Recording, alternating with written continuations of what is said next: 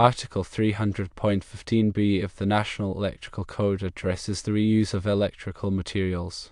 The code states that materials, devices, and equipment that are listed and installed in accordance with this code or that bear the label of a qualified testing laboratory shall be permitted to be reused after removal from their original location.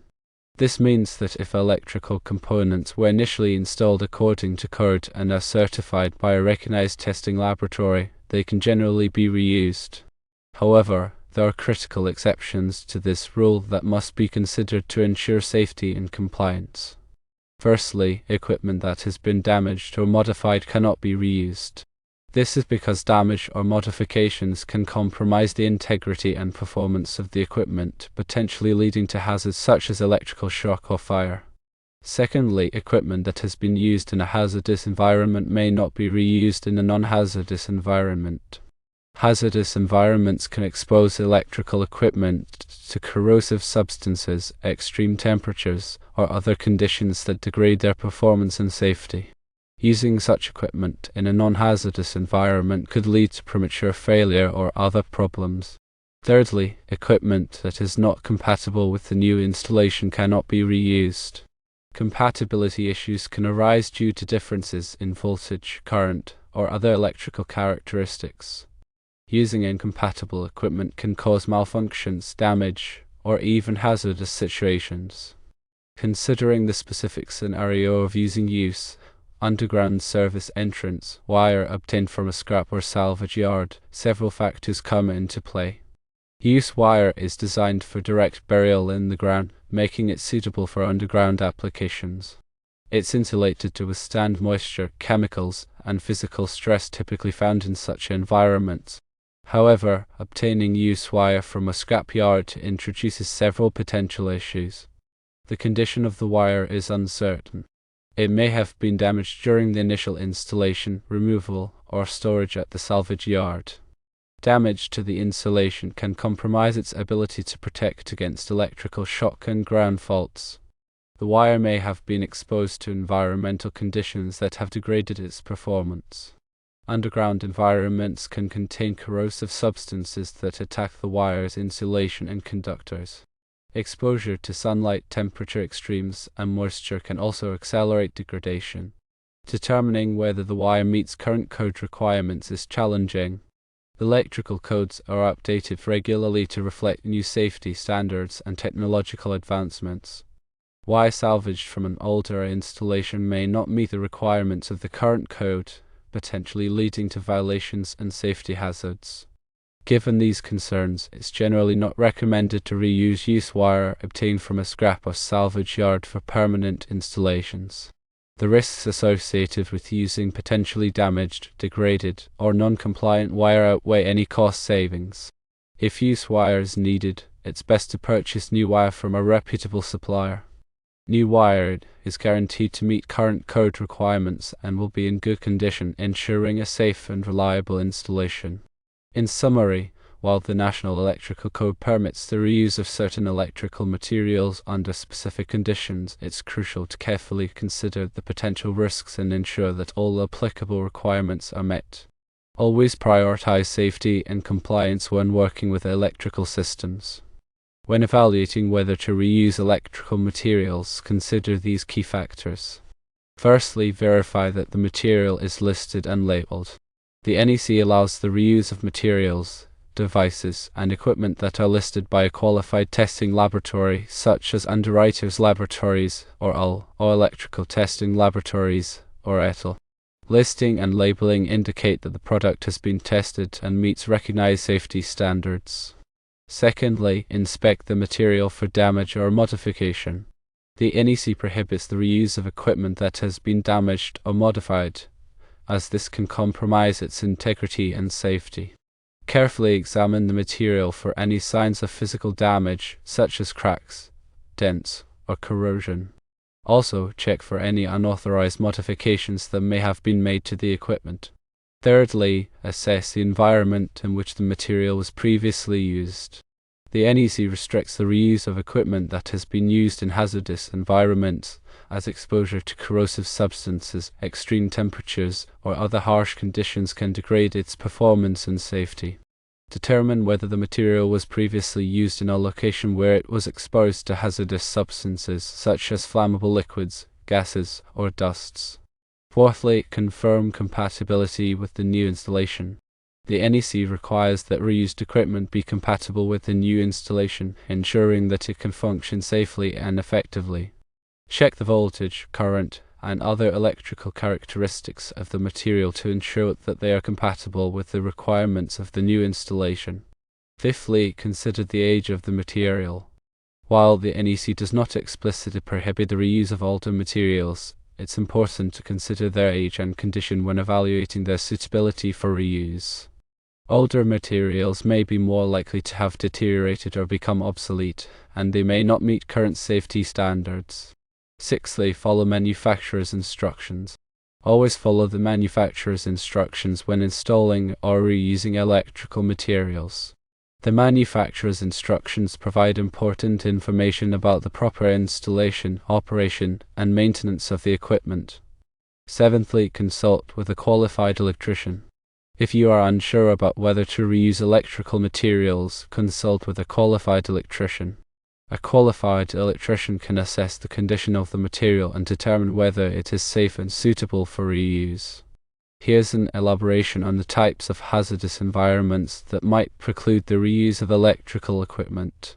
Firstly, Class I locations are those where flammable gases or vapors are, or may be, present in the air in quantities sufficient to produce explosive or ignitable mixtures.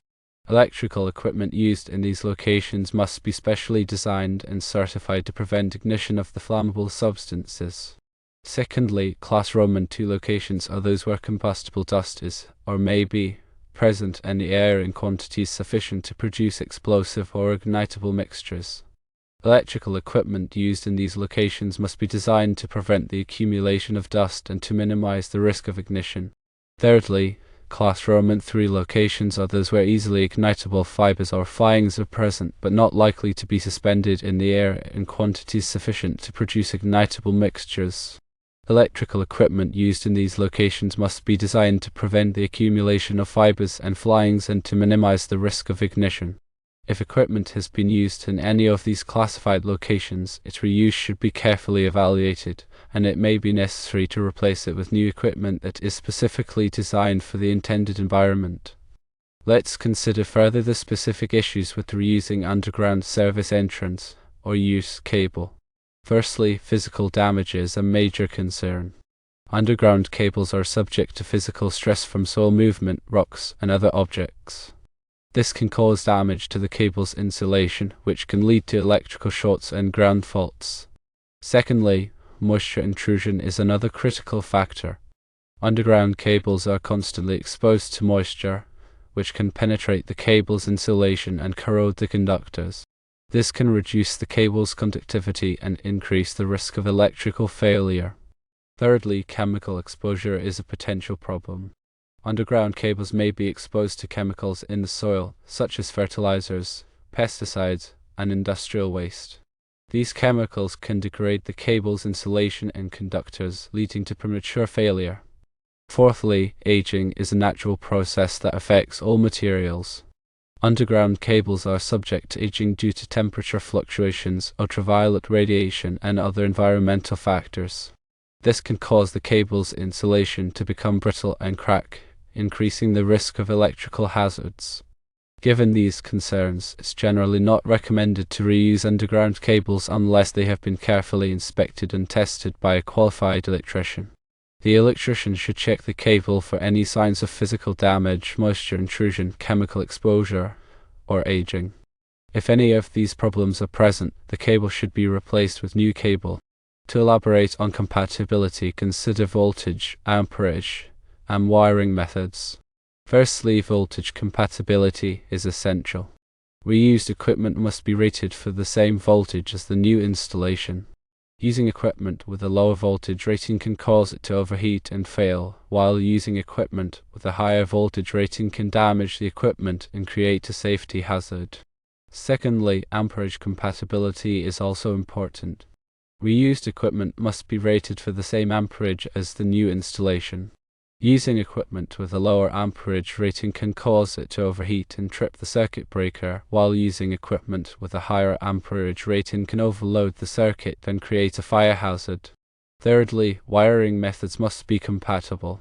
Reused equipment must be compatible with the wiring methods used in the new installation. For example, if the new installation uses rigid metal conduit, the reused equipment must be designed for use with rigid metal conduit. Using incompatible wiring methods can create a safety hazard and violate the electrical code. When evaluating the age of electrical materials, consider these points. Firstly, insulation degradation happens over time. The insulation on electrical wires and cables can degrade over time due to exposure to heat, moisture, and ultraviolet radiation. This degradation can reduce the insulation's ability to protect against electrical shock and ground faults. Secondly, corrosion can affect metal components. Metal components in electrical equipment, such as connectors, terminals, and enclosures, can corrode over time due to exposure to moisture and chemicals. This corrosion can reduce the equipment's conductivity and increase the risk of electrical failure. Thirdly, obsolescence can be a factor. Electrical equipment can become obsolete over time as new technologies and standards are developed. Obsolete equipment may not be compatible with new systems and may not meet current safety standards.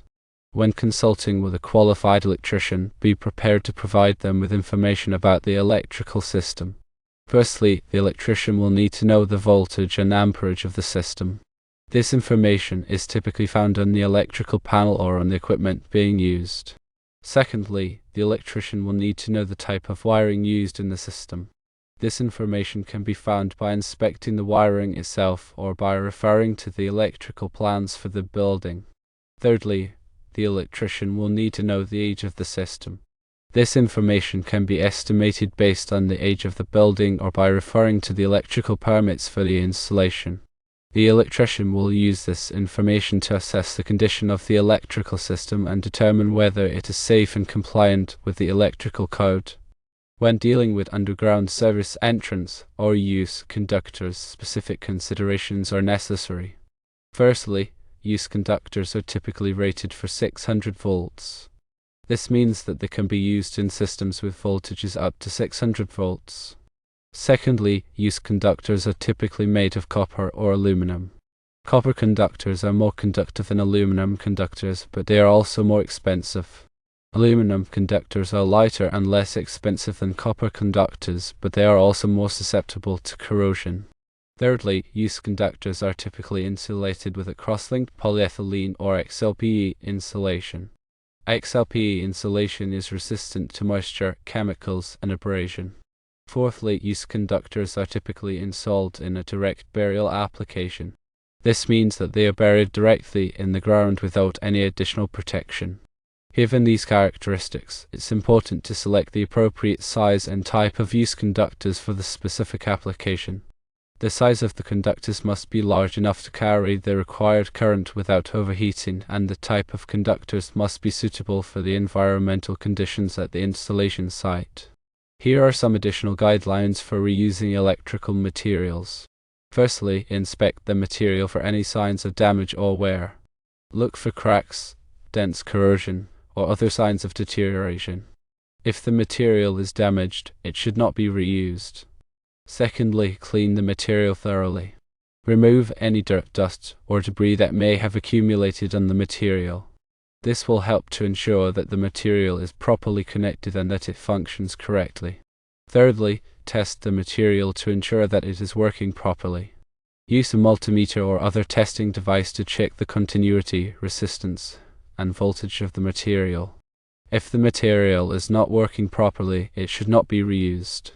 Fourthly, follow the manufacturer's instructions. The manufacturer's instructions provide important information about the proper installation, operation, and maintenance of the material. Be sure to read and follow these instructions carefully.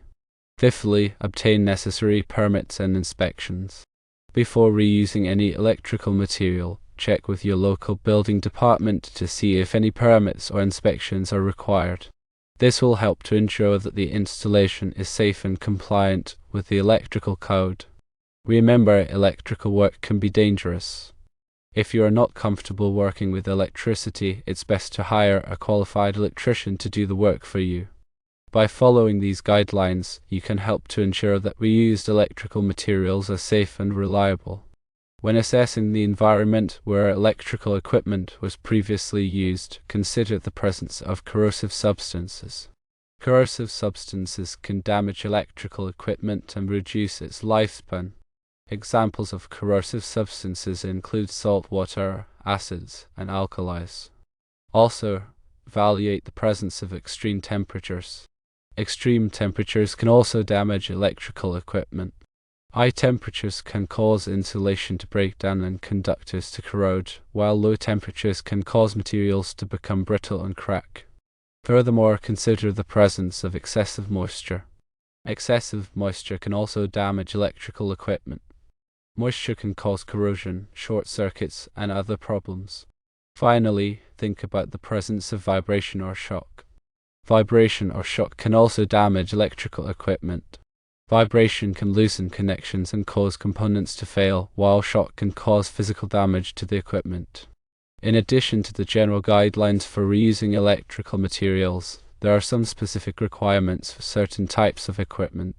Firstly, circuit breakers must be tested and recertified by a qualified testing laboratory before they can be reused. Secondly, transformers must be inspected and tested to ensure that they are in good working condition. Thirdly, motors must be inspected and tested to ensure that they are properly lubricated and that the windings are in good condition. In conclusion, the reuse of electrical materials is permitted under certain conditions, but it's essential to carefully evaluate the risks and ensure that all applicable requirements are met. Always prioritize safety and compliance when working with electrical systems, and when in doubt, consult with a qualified electrician.